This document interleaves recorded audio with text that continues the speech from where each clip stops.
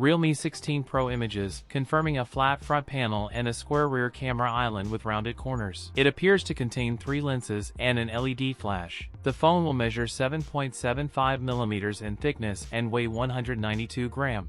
Realme 16 Pro series launching on January 6, 2026 in India, with Realme 16 Pro and Realme 16 Pro Plus. The Realme 16 Pro will come in 3 color options, include Peeble Gray, Master Gold, and Orchid Purple. The Realme 16 Pro is said to be available in 12GB plus 256GB and a top-end 12GB plus 512GB model. It runs Android 16 with Realme UI 7. It has a 6.78-inch OLED screen delivering a 1.5K resolution, support a 144Hz refresh rate, an ultrasonic in-screen fingerprint sensor. The Realme 16 Pro will feature a 200MP primary camera paired with an 8MP ultra-wide lens on the back, 50MP sensor for selfies. The phone includes a 7000 mAh typical battery, expected 80W charging. That's it for today's video. If you enjoyed it, don't forget to like, comment, and subscribe for more content. Thanks for watching, and I'll see you in the next one.